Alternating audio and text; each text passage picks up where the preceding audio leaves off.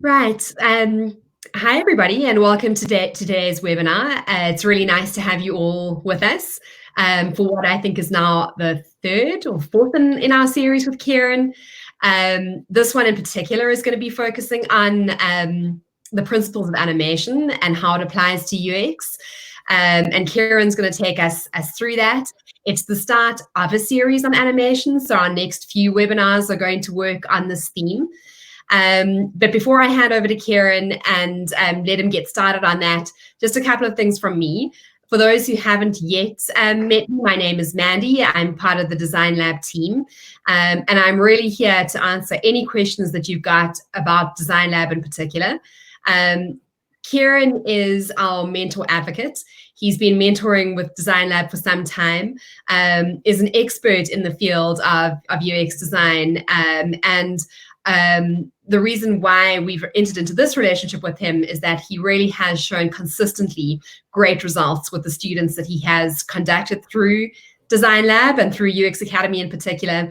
And this is our chance of giving you the opportunity to hear some of his expertise and to apply it across the field of UX design in general. So welcome today. Kieran is going to do all of the content. I'm really here just to support. But as we go, you'll notice at the moment that on the top right-hand side of your screen, there are a couple of tabs that you're able to use. The two most important ones are the chat tab. Please introduce yourself there, say hi, let us know where you're from, and we'd love to hear from you. And then the second most important tab is the questions tab. And any questions that you've got for Kieran on this topic, pop them into that tab. What we will do at the end of the webinar, once Kieran has worked through the material, is we will answer as many of those questions as we can in the time that's remaining. But enjoy, and I will catch you again at the end of the webinar. Awesome.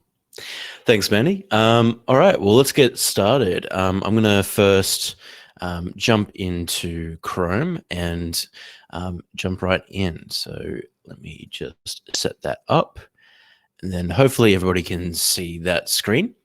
And as Mandy sort of said, we're going to be talking about how we fit animation into our UX strategy today. And this is actually based on a talk, well, not a talk, a Medium post I did way back in 2016 that I've revisited lately and realized some of like the things that I wanted to go through and sort of like talk about, and how they've sort of changed from 2016 and how I've then evolved my thinking about animation and how it sort of like fits within everything. So as Mandy said, this is a part of a multi-part series on animation. So today we're really just taking like a tippy toe into the water of animation. We're not diving too deep. So what we're going to be talking about today is really just why is animation good? Like why should we be using animation, especially in something like UX design, and how it sort of like fits into the overall scheme of conveying information and so on. So yeah, let's jump in. All right, so yeah, like Mandy mentioned as well, it talks about 30 minutes. Question and answer time will be about 30 minutes as well. And again, ask the questions in the questions tab so that we can look at the upvotes, see who has the most popular question and what everybody is wanting to know. And I can do my best to answer those towards the end. All right. So before we jump into animations, like let's first talk about interactions, right? So this is like what are interactions? So in a visual user interface, so notice here that I'm talking about visual user interfaces. We also have like things like voice user interfaces and other types like AR, VR, so on and so forth, that are a mixture of both visual and like auditory user interfaces. But this one is particularly the user interface that you use like on your mobile phone, or like a desktop or something like that. So we have a few different things that happen when we are looking at an interaction. First, we have like the state of the UI. So the state of the user interface. So meaning that we have either a page or an element. In this case, we've got a button, and we then have an actor, in this case, a user.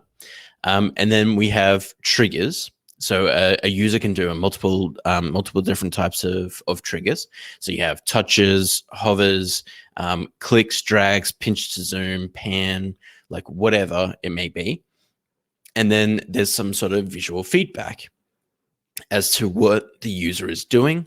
The system is then saying, hey, this is what like I want to show the user to say something is happening to the user interface. And then that is then given back to the actor, in this case, the user, to say, hey, something has changed. So it's in essence, it is two states of the UI, whether it be something like a button or a complete screen, and changing between those two states. So if you think about like in terms of an element on the screen, so I've got a button going from button to a hover state, right? So a default state to a hover state, or a hover state to an active state. So when you click into a button, right? So those little animations that happen and interactions that happen are bits of feedback that are given to the actor in this case. And then when we talk about a full page UI animation, we're talking about things that are, let's say that you go from a list view. So maybe you got a list of search results. Maybe you've typed in something to Airbnb. You've typed in like, I don't know, like Los Angeles. And then you've got a list of all the Los Angeles like listings in there. You click into that, and then what happens? Like what happens to go from the search to search results, and then search results to a single listing. So the detail view of that. So those triggers and those pieces of feedback help a user understand what interaction is taking place, and as well that their interaction was noted, right? If you hovered over something and then nothing happened, you would sort of feel like there's something broken with this. There's something wrong with this, right? So that's another thing that we'll get into, is animation is very natural. It makes sense that an animation occurs. And when it doesn't occur, it kind of feels weird and janky. So let's jump into the next slide. So how do animations fit into this interaction model? So this is what I was just talking about, how we have one single state, then we have something that happens in the middle, whether that's like a color change, maybe it grows bigger, maybe it slides in, maybe it does a combination of all three. And we are getting that visual feedback that something is happening, right? So as a user is interacting with it, we're getting that sort of feedback to say, hey, this is what's going on. So there's 12 basic principles of animation, and this was like this has been thought up by a whole bunch of different people over the last couple of years and refined. But some of the major thinkings about this have come from Disney, which is no surprise to a lot of you. But here's the 12 basic principles of animation. But instead of like talking about them each, let's just like view them in what they sort of do. So if we start off at the top left, we've got squash and stretch. So as you can sort of see, we're getting these sort of like cartoon-esque kinds of like stretches that allow us to sort of see like this thing has fluidity, this thing has the ability to bounce back, and we see a few different things of like the weight and the mass of the object. We also see that there is some sort of flaw. So we're getting all these like cues, even though it's just like a really basic cube. We're getting all these different cues to sort of say, what this sort of like feeling of using this cube is and how to interact with this cube. All right. So I'm not going to go through all of these, but what I do suggest is there's a few links in the chat, as well as if you just straight up Google the 12 basic principles of animation, you'll see all of those in there. But then we've got, I'll just quickly just list them off. So we've got anticipation. So that is like when like we know an animation is just about to occur. So if you think about like a baseball player, like when they go to throw a ball, they don't just like throw it, right? They do a big wind up and then they throw it, right? And that kind of anticipation helps the user know that something is about to change. We've got like staging, so the presence of like where it is in the scene. We've got pose to pose. That sort of like helps us understand like transitions between shapes and all that kind of stuff. We've got follow through to sort of like almost like over exaggerate certain animations to make it sort of like feel that it's not static. So if something just like slid across the room, it would kind of feel weird. So this is like overshooting to sort of like to show again the fluidity, the mass, and all that kind of stuff of the animation. And then we've got heaps more. Again, I won't go through all of them because that'll just take too long. But like I said, read through some of those, and that'll give you a great heads up as to like what you can sort of do with animation. And again, we'll go through this deeper in the next coming up talks about animation. All right, so then let's move on to the next one. So like I said, there's some more materials in there about animation. So 12 basic principles, as well as the illusion of life by Disney Animation. So there's two guys on that talk about like all different like aspects and principles that you can go through. All right. So here's a few tips to get you started, to start getting you thinking about like, is animation the right thing that we should be focusing on? Like what do you consider good animation? How do I start? How do I start like learning all of this kind of stuff? Right. So the first tip is good animation should be invisible. Right.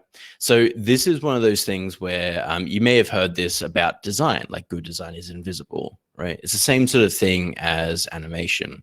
Animation is around us in all aspects of life, right? If I simply like waved my hand like this, right?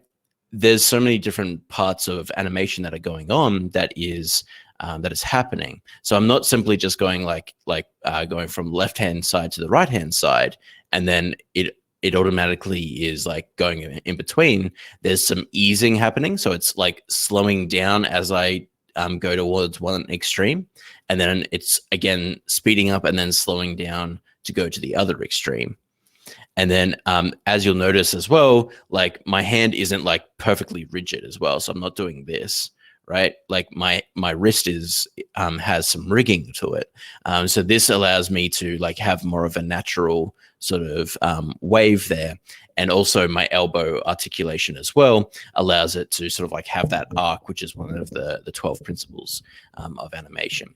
So having these different things in there allows us to make sure that we're creating something that is not necessarily true to life, but again, is expected behavior, right?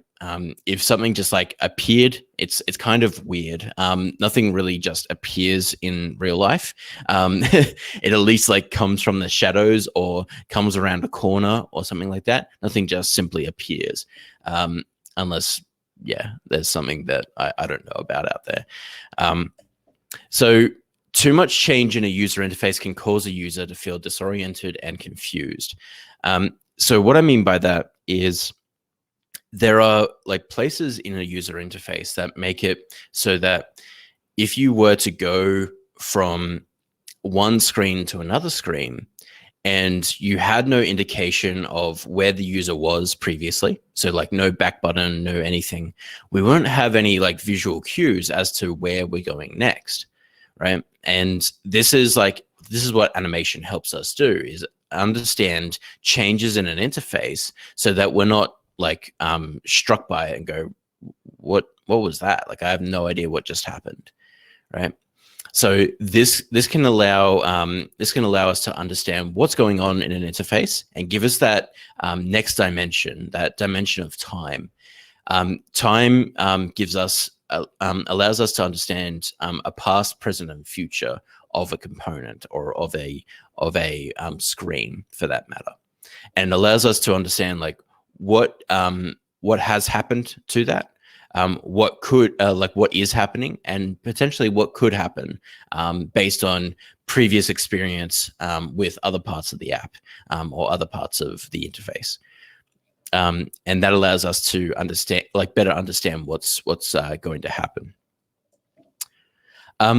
Good animation should convey meaning, and what I mean by that is it should allow us to understand what is happening within an interface, whether that, like I said, is an element level, so a button like telling us like, hey, you are hovering this right now, hey, you are clicking into this right now, or whether it is giving us an animation from a list view to a detail view, and showing that we are coming from a list view and going into a detail view.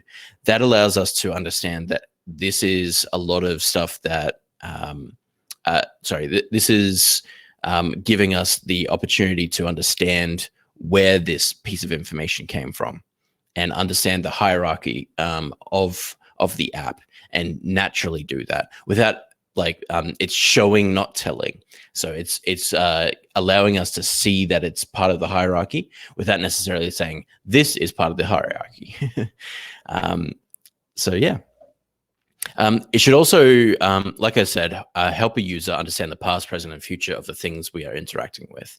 Like I mentioned, like that anticipation kind of animation principle that allows us to know that something is about to happen.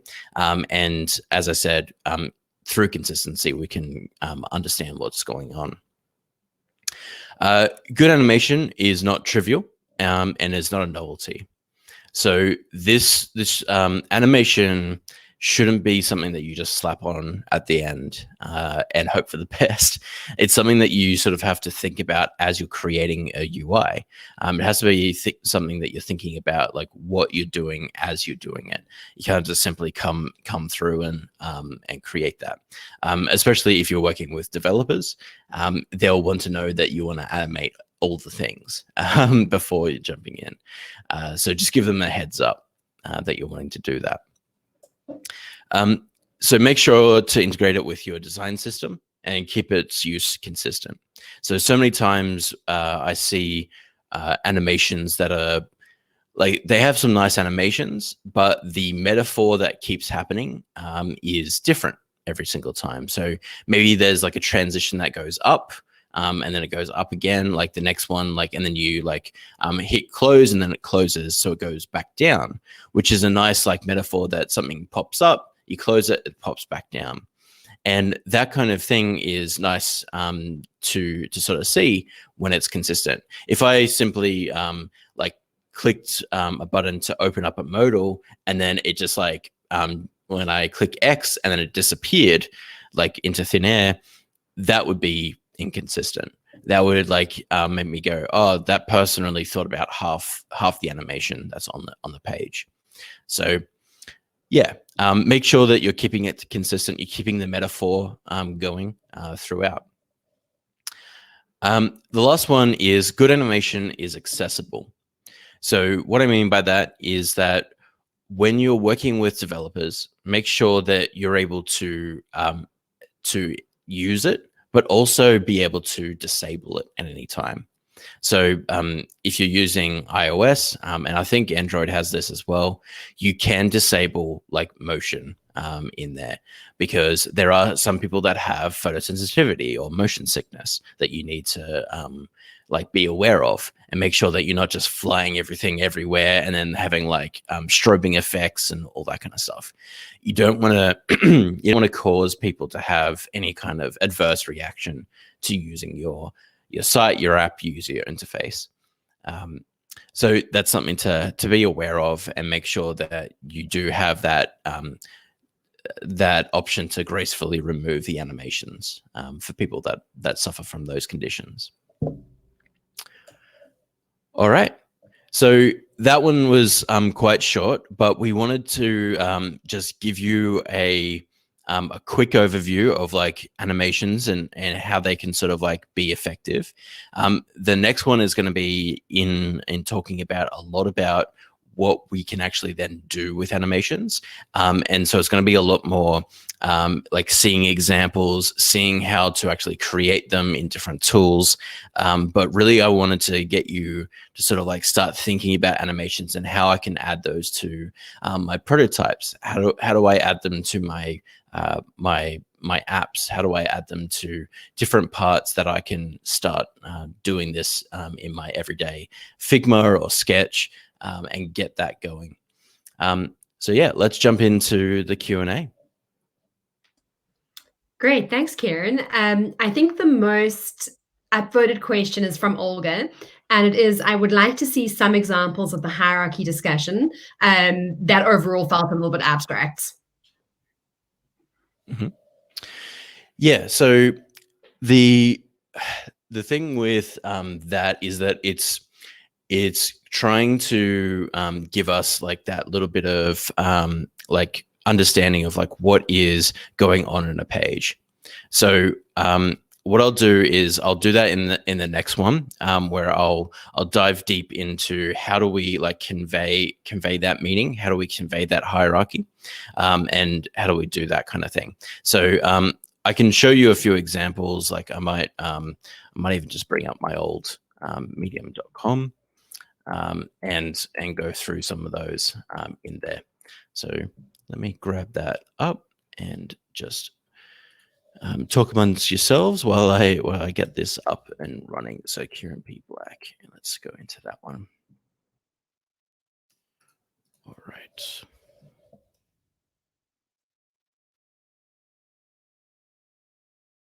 Okay, there we go. Okay, let me do this and don't upgrade. And let's go back into sharing my screen.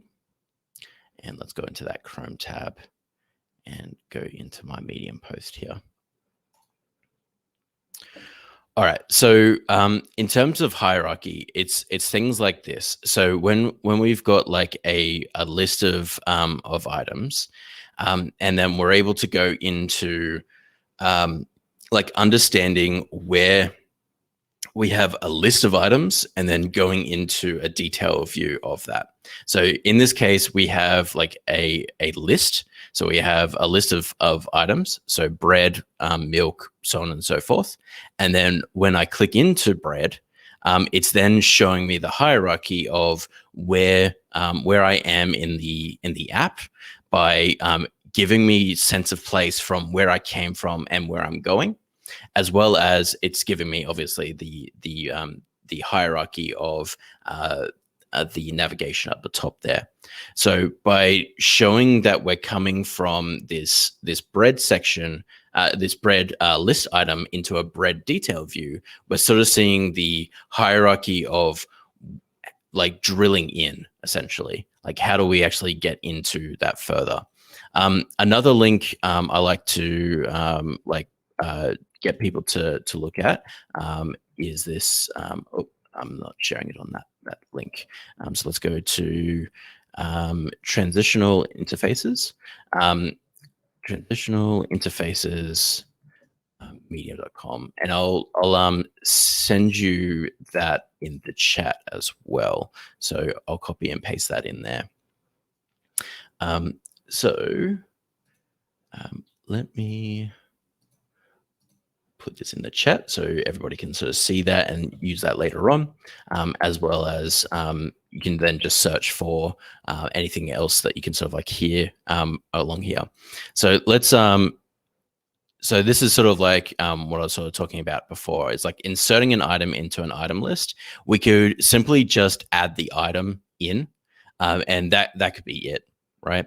But that is boring for one, and it also doesn't convey meaning, right? It doesn't give us that hierarchy of like what is actually happening, like what is like how are we actually like adding this item in, and again, why is it adding in the middle? But we won't go into that right now. But let's jump in and sort of see like how we could potentially like animate this to convey that meaning of adding something in, and then also as you sort of like drill into list items, like this is also like what a default like list view sort of like looks like.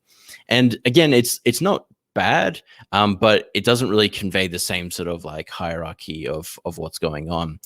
So we could sort of say maybe we can like animate it in place, right, to again show this level of like understanding of like these details are inside of this list, right? Again, showing that hierarchy. We could then potentially make it into more of a modal like single page view to sort of like give that animation of like, hey, this is the most important thing in there. So yeah, he sort of says breadcrumbing all the way into a view is an easy way to get lost. So having like a list go into a detail view and then that detail view go into something else and then into something else, you either have to have like a breadcrumb across the top, or you have to understand where you are. Like you have to burden the user to say, hey, this is where you are in the app, with either using a breadcrumb or using some other sort of like visual reminder of where they are in the process. So doing things like this can actually take that that load off of their brain to sort of say like, hey, no, we actually have you just need to look at like where you are currently, right? And that animation is giving you that context without having to remember where you are, because I can just press the close button and then that will bring me back to where I was. Hopefully that answered your question there. Great. So our next most popular question was asked by Jesse, and it reads, what are the industry standard tools we should know for animation? Mm-hmm. So I'll be going into that specific question next time, because that's one of the biggest questions that I get all the time. But just to quickly rattle off, again, like the Medium post that I did was back in 2016. So the landscape has changed quite a bit. But that whole thing is like After Effects hasn't gone anywhere. Like After Effects is still there. The only problem with After Effects is it doesn't give you that interaction level. It gives you animation, but it doesn't give you interaction. So it doesn't it just plays it as a movie, which is fine if you're trying to understand animation, but it's not fine if you're trying to understand interaction. So that sort of like level of feedback is not helpful. So yeah, After Effects, if you're trying to learn animation. Principle is another one. Principle for Mac is the name of that one. That one like really helps with understanding both interaction and animation, and you can do some pretty crazy stuff in there. And that is all visual, right? Like that there's no code involved or anything like that. You've also got Framer. Framer is a little bit more code than it is like just design, and you can like create some pretty cool stuff inside of that, mainly using React code. You've also got things like Figma, Sketch, InVision Studio, so Adobe XD. They all have varying levels of success with animation and interaction design. So definitely like Adobe XD just released back in, I think, late November, they released like states for components, which is actually really cool. I really hope that both Figma and Sketch bring that, because that's something that we're actually really, really missing currently. So what you can do with an Adobe XD state within a component is just like I sort of mentioned with the button. You can set like an initial state, and then a hover state, and then a click state. And then so you essentially have states within an element that you can then interact with and on different levels. Right now, Figma can only do one state at a time. So it doesn't understand like a hover to a click, right? So you either like click on something or you hover on something. It doesn't understand default to hover to click or selected state. So those things are a little bit janky right now, but hopefully they get better as time goes on. But really, the main two are After Effects and Principle that you'll be wanting to learn as part of all of this. And of course, like there's obviously code as well. So I might not share my screen right now because I'll probably talk about that in the next session quite extensively, is like how to like get even just like the basics of like animation through CSS and understand like things like easing curves and all that kind of stuff. So again, we're doing very, very surface level stuff today, and then we'll go deeper and deeper as the things go on in the next couple of weeks. So yeah. Great. So the next question I think is a very broad one, and also might require a little bit more time to answer in detail, but I think we can try and tackle it now. And it reads, Cool. How do you design good animation for people with disabilities? What are the things that need to be avoided, included, or expanded? Yeah, so there is like a reduce motion option in iOS. So what that allows you to do is essentially either like remove or just simply reduce animations. So I would actually, for anybody who has an iOS device, I would actually like challenge you to use that and see like how much it actually changes. So even as something as simple as like opening an app, like that whole animation of like you're on your home screen and then you have your app and then it sort of like zooms into the app as you're coming in. Like that whole animation is giving like a sense of depth. It's giving you a sense of like understanding of like you're being sucked into that portal of an app and so on. So when you have that reduced motion off, you simply tap on it and it just is there, right?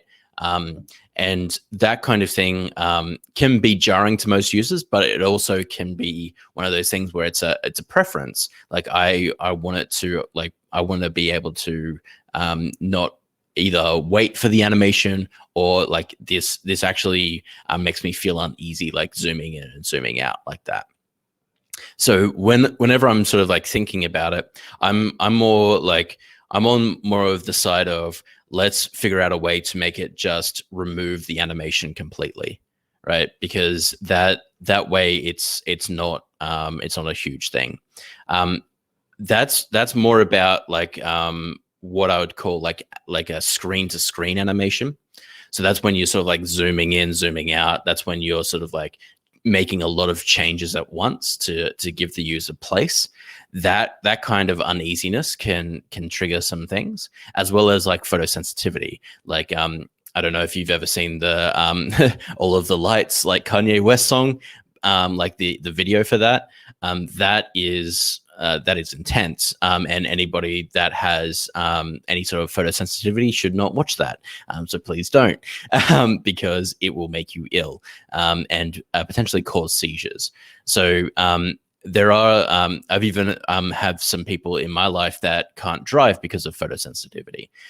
So they can't be behind the wheel of a moving vehicle, because if they have a seizure because someone is like flashing their high beams, or someone or there might be like something that like maybe it's raining and there's a lot of like reflections of light coming in and all that kind of stuff, those different things can trigger that, and that's why you sort of like need to make sure that you have the ability to turn those off, so that you're not causing anybody to feel sick or to have that photosensitivity like reaction.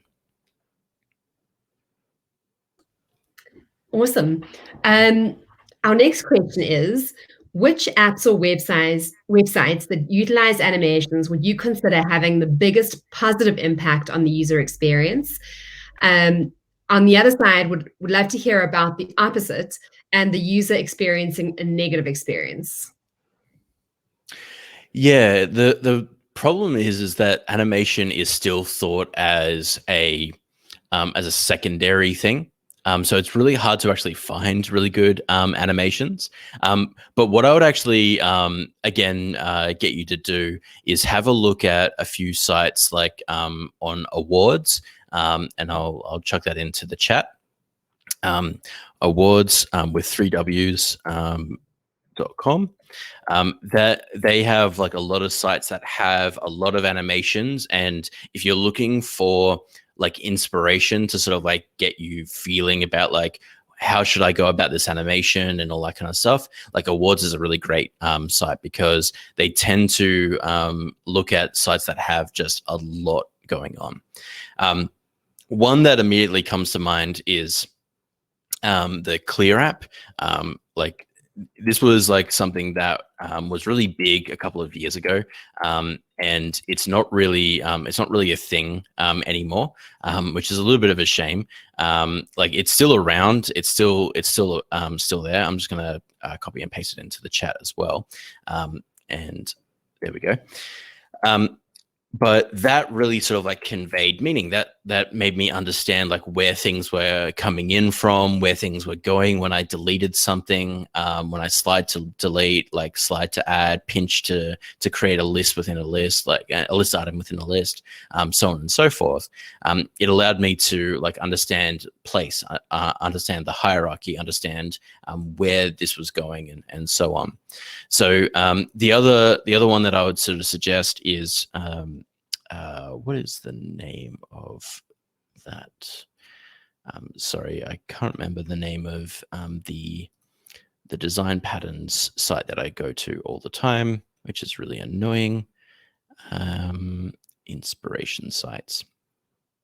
Here we go. Mobbin Design. That it's a terrible name for a website, but it's a great website nonetheless. So let me send that to you, and paste that in. So this allows you to like go in and look at like all different types of apps and how they're sort of like being used. They are static mockups, but if you're looking for like trying to get some inspiration, I would have a look at these first, and then like dive into the app itself, and help you out there. So yeah, there's plenty of examples of bad like design animation. It's much harder to find good animation, unfortunately, and you'd think that it'd be easier these days because technology is getting better every single day. But unfortunately, the landscape hasn't changed that much in terms of our tools and what enables us to do that kind of thing. But yeah, unfortunately, it's a hard one to answer. But yeah, if you do some searching like through inspiration sites like Behance, Dribbble, Awards, you should be able to find some. Thanks, Kieran. This might be a question that you come to again in the next of the series, but Ethan has asked, what tool in the space for beginners do you recommend for making these micro interactions in your UI mockups? Mm-hmm. Yeah, so even something like Figma. Let me even open up a Figma prototype. I might even just like share my screen for a second. Let me open up a new document in Figma. Even something as like let me actually share my screen so you can actually see what I'm doing, because that is the nice thing to do.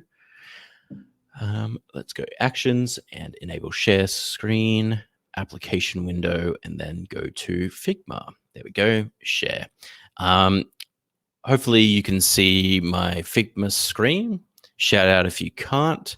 All right, so yeah, so even if you started off with something as basic as, let's say we've got a frame here and then another frame here, and we've got a rectangle here and then another rectangle here. So the default thing is if I change this one to red, this one to blue, and change the hue to blue, there we go. So even if I like had something super basic like this, right? The default animation, if I was to go into prototyping mode, to go from there to there. So when I click on, so the default is on click. I want to navigate to frame 2, right? And then over on the animation side of things, it says instant. So I'll show you what that does straight away. And then if I do the same sort of thing, so when I grab the blue, I want to sort of like, when I click on it, I want to navigate it back to frame 1. And then that's also going to be instant. So when I go into the prototype view to see how it actually looks, again, shout out if you can't see this prototype, because I'm sharing the application window. So hopefully it's working well with the tabs. So when I click on this, it does an instant thing. So you can sort of see that it's just purely instant. Like there's nothing fancy about it at all. And I'm just clicking on the red square and on the blue square, right? As soon as we add what's called like a smart animate, we can actually, like, we can do like a dissolve as well. So we can sort of start to sort of see a little bit of like understanding, right? Like, okay, well, this one is fading. At least this one is like fading into the background. And then this is fading in as well, right? But this is sort of like saying that these are two separate objects. So that animation is telling us that those are two different things, right? But if you wanted to convey that these two things are actually connected, like animation can help that, right? So we can actually do a thing called smart animate, which if you do smart animate here, and then you do the smart animate here, what this allows you to do is actually like change position as well as the attributes of color in there. So what we're actually conveying now is that they're actually the same object, but they're two different states of the same object, right? So one is really red, red and hot and up the top. One is really cold and blue and down the bottom, right? So those are our two states. So if you're first like just trying to understand that kind of thing, like I would sort of like get into Figma and start playing around with that kind of stuff, because it allows you to sort of see like what's going on and play around with some like really basic sort of stuff. You can sort of like make it even like, let's just delete the prototype. Like let's delete those animations there. So let's say that this was like a menu bar, and then we also had let's create sort of like a slide over kind of thing. So let's put this here, and let's have this here. And what width is this? This is width is 218. So what I'm going to do here is I'm going to say the X value is 218. So as you can sort of see, it's like off the artboard here. And I'm going to copy this and paste this over here and then slide this in. So this is going to be our menu, and then our menu here as well. And then this is going to be our button, right? So when I click on this, I want this animation to occur. So when I go from here, I want to like on click, I want this to navigate to frame number 2, right? And that's going to do a smart animate as well. So this is going to allow us to have that kind of thing. And then I'm also just going to like create a rectangle that we might even set it so that it is maybe like a black, but like at 10%. So it's sort of like an overlay kind of thing, 22%, whatever, and do that kind of stuff. So when we start to like then create this prototype and make it go on click, we want to set it back to normal and smart animate from there to there. Then we can sort of like start to play around with this and understand like what's actually happening overall. So let's start to see what happens. So we actually have that slide in effect from that blue, but we don't really have this this hover, this sort of like overlay isn't really happening there. So it's sort of like you do have a little bit of a fade in, but that's because it's coming out of obscurity, and you can also see the seam of the gray there. So what we'd probably do is like just make sure that this is like stretched all the way out there, and that we put it underneath the menu like this. So then when we go to then press play, we then have like a really basic menu prototype. So just imagine that has some menu items down there, and then like, or you have like a little X or something like that, and then I can then click in, click out of that. So that's what I'd be doing if you were trying to get like just the basics of like understanding like states, and going from like something like a default button to a hover button, and then a hover button to a click. But as I sort of mentioned, Figma doesn't understand multiple interactions within the one thing. So as you sort of like saw, when I click on this, you can only have one interaction per item. So you can't have an interaction that is a hover. You can only have one that is a click, right? Which is a little bit of a shame. So yeah, something to be aware of there. But you can do some pretty basic stuff. Hopefully, again, like I said, Adobe XD has just released that the states in components. I really hope that Figma is working on that next, because and same with Sketch. I want to see all the tools better themselves because of their competitors. So I really hope that they pick up on that and are able to start doing that kind of stuff, because it is sorely missed, and we really need it to happen. Awesome. Thanks, Kieran, for demonstrating that. Olga's asked, do you have any charts, diagrams, etc., that could help visualize the strategy for stakeholders that the design team can reference during a project, in a sense like a branding guide? Yeah, so like I would sort of like reference probably material design. Like if you're trying to start from scratch and trying to get the conversation started, I would probably read over material design and their guidelines in terms of motion. So the material design guidelines has a lot of stuff about a lot of different things, and one of the major pages is motion and how it conveys meaning, how it again has that hierarchy and so on and so forth. But if you're really trying to just start that conversation, I would like read over that, like, and start to sort of see like how are they like talking through that. So again, I might share like a tab.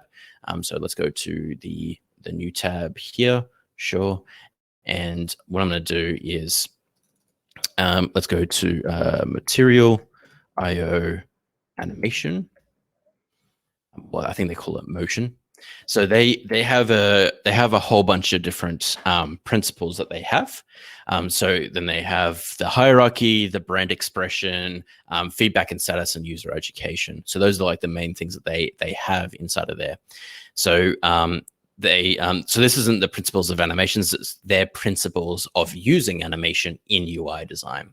So it needs to be informative, it needs to be focused, so it needs to like convey meaning, as well as like be not so like crazy when stuff happens, and it needs to be expressive. So the expressive part is more the branding side of things. So we've got hierarchy. Motion helps orient users by showing how elements in a transition are related. So just like the list view, detail view that I was sort of showing you before, like that's what they're sort of like saying here. Then they've also got brand expression. So when you've got this kind of feeling of everything is sort of like floating and that kind of thing, this is like that's them expressing their brand. So there's a little bit of like motion in terms of like conveying meaning, but then there's also brand expression to sort of say like, oh, we're loosey goosey, or we're very strict, right? Like whatever it might be, they're able to use that as another thing, like on top of like typography, color, spacing, like tone of copy, like photos, so on and so forth. Those all help the brand move forward. Animation is also another one of those attributes that you can use and leverage. Like you can use it in icons and illustrations, and they sort of like show you how to do that. And then also denoting feedback and status. So that interaction of saying like, hey, something just happened, and expressing the state of whatever that may be. So whether that's something like that is an error, something that is valid, so on and so forth. So as you can sort of see, this is like typing in like a passcode that is incorrect at first, and then they get it right, and showing how even how the dots like shake their head like that. Like if you think about a human shaking their head, like to say no, like that's what they're sort of like doing. And then when you look at the green, they sort of like nod their head, right? So that animation is like very human, right? Like, and that's why we're attracted to it, because we can sort of like start to understand what this passcode is saying without it saying no, like really, really big. It does two things. It shows via color, and it shows via animation that, hey, this is correct, right? Or this is bad. So you are able to quickly, sorry, I don't think that the participants can see the screen that you're showing. Oh, sorry. Yeah, I can see that now. My bad. Let me copy and paste that into the right tab. There we go. Sorry. So let me quickly start again. So informative. So everybody can see that now, hopefully. Yeah, because I can see the little rectangle there. Yeah, yep. Hopefully that's all good. Yep, perfect. Yeah, sorry about that. Like I was saying, it needs to be informative, it needs to be focused and expressive. So informative, giving us information, like telling us where it is in the hierarchy, so on and so forth. Focused in terms of being like not a whole bunch of different things happening all at the same time, and expressive in terms of brand. This is again like a detail view and list view, kind of like what I was showing you before. So we have like a little micro interaction of like the menu turning into an arrow. And then we also have like the list view to detail view happening as well. Right. Then we also have brand expression, which is all about expressing beyond just typography, spacing, color, so on. Like there is some like animation to that. Like, are the animations slow? Are the animations like springy? Like, do they like bounce? Do they sort of like come in from the top? Do they, are they fast? Like whatever it may be. That is just like another thing, another attribute of the brand overall. Then we also have icons and illustrations, which I'll skip over, but the feedback and status here. So this is what I was just talking about. So we have like a passcode that you're typing in, and you're sort of like the dots are shaking their head no, and then they're also then agreeing with the correct password by like nodding their head. And like I said, it's also being conveyed by color. So those two things together allow a user to better understand the state they're currently in. Did something bad just happen, or did something good just happen, without it just literally saying no, this is bad across the screen. So all of those kinds of things like give us that like understanding of like what is about to happen or what has just happened. And this is like a loading. This is what I usually call a skeleton. So this is when you sort of like have like placeholders to help convey that there is going to be like content here. Just wait a second, and then it loads in. And they usually try to be the same height as the actual component itself, which makes it really, really nice to do as you're going through it. And yeah, so, and there's also user education. So this is like about like giving the user some hints as to what you can actually do with the interface. So in this example, they're swiping to unlock. And if you don't swipe all the way, it sort of like gives the user some sort of like visual feedback. Hey, you didn't swipe hard enough, right? So it's actually educating the user as to how to better use the user interface.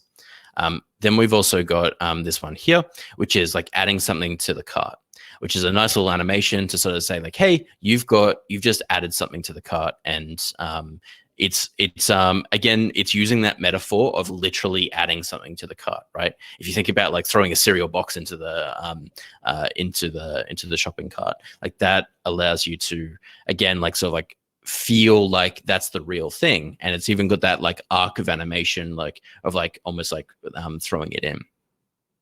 So and then I don't know if you can sort of like see, it's like it's very tiny, but there's like a little plus that like flips up and then like goes into an X as well, right? So it sort of like adds it into the cart as you're doing it. So really, really cool thing. So again, you can go into some really, really cool stuff into there if you're trying to better communicate with your developers, better document what you're doing and all that kind of stuff. This is like a great way to sort of like set up a few basic things. What I've done in the past is that we have sort of like talked about in generalities, like what we want an animation to be. But then we also talk about like that expression, like things that are error-based should give the user that feedback as soon as possible in the best way possible.